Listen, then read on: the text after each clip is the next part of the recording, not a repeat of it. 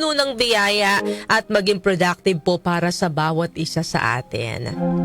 So panibagong linggo, panibagong mga issue na naman at mga balita ang aming ihahatid sa inyo ngayong araw po ng Lunes. Pero syempre bago po tayo dumako sa ating mga issue at mga maiinit na balita, dito po muna tayo sa ating Food for the Soul and Food for the Spirit.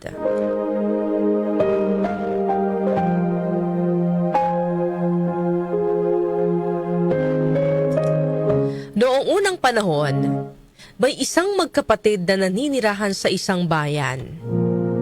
Ang isa ay mayaman at ang isa naman ay mahirap na walang ibang pinagkakabuhayan kundi ang pagtatanim ng kalabasa. Isang araw, namunga ng isang kakaibang kalabasa ang kanyang pananim. Isang kalabasang may pambihirang laki. Hindi po alam ng lalaki ang kanyang gagawin sa dambuhalang kalabasa. Naisin man niyang kainin ito, ngunit napakalaki at tiyak na maraming masasayang. Kung mag-iimbita naman siya ng mga bisita para kumain sa kalabasa, ay magsasawa lang ang mga iyon. Kung dadalhin naman niya sa palengke upang ibenta, ay hindi rin maaari. Dahil wala sasakyang maaaring magdala sa ganito kalaking kalabasa at hindi rin magiging sapat ang kita para makabawi sa gagamiting transportasyon patungo sa palengke. Kaya naman, naisip ng lalaki na iregalo na lamang sa hari ang dambuhalang kalabasa. At ganoon nga ang kanyang ginawa. Laking tuwa ng hari dahil noon lamang ito nakakita ng ganoong kalaking kalabasa. Sabi po ng hari, isa itong kamangha-manghang bagay. Tiyak na magiging pangunahing pang-akit ito sa ating kaharian.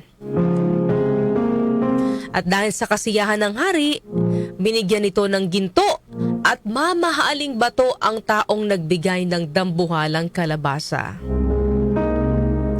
Tuwang-tuwa siya at kaagad nagtungo sa kanyang kapatid upang ikuwento ang nangyari. Hindi naman makapaniwala ang kanyang mayaman na kapatid. Gayunpaman, naisip ng mayamang kapatid na kung ang hari ay natuwa sa walang kwentang kalabasa, tiyak na mas ikagagalak nito kung reregaluhan niya ng mas mahalagang bagay tulad ng mamahaling kasuotan at magagandang alahas. Kaya't ganun na nga ang ginawa ng mayamang kapatid. Niregaluhan ang hari ng mga magagandang kasuotan at magagandang alahas. Lubos namang natuwa ang hari. Ang sabi niya, ang mga ganitong pambihirang regalo ay dapat lang suklian ng isa ring pambihirang regalo.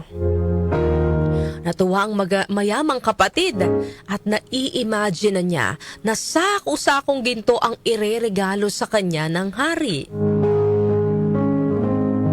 Ipinagkaloob nga sa kanya ng hari ang pinakamahalagang bagay sa palasyo noong mga sandaling iyon. At iyon ay walang iba, kundi ang dambuhalang kalabasang nagmula sa kanyang kapatid.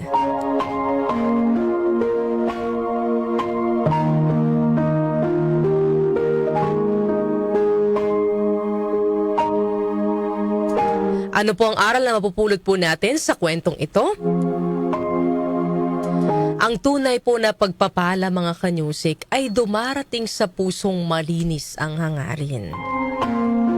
Kahit gaano po kaliit o kasimple ang tulong na ating naibigay, kung ito po ay bukal sa ating kalooban at walang inaasahang kapalit, mas nagiging makabuluhan at mas malalim po ang halaga nito.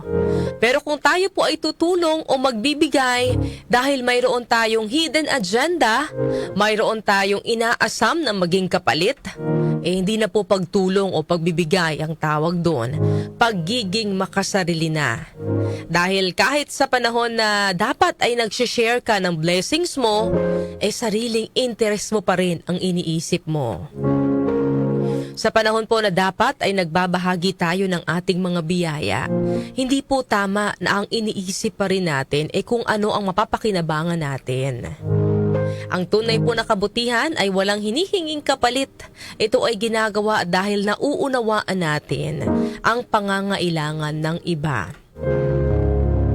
Kapag malinis ang ating hangarin, nagiging magaan ang ating kalooban at mas nagiging makabuluhan ang ating ginagawa. Ang ating pong pagtulong ng tapat at bukal sa puso ay nakikita po ng Diyos, mga kanyusik. Siya mismo ang magbabalik sa atin ng pagpapala. Kung nakikita po ng Diyos na sincere ang ating pagtulong, doble niyang ibabalik sa iyo ang naibigay mong tulong. Sa paraang hindi mo inaasahan, mga kanyusik, no?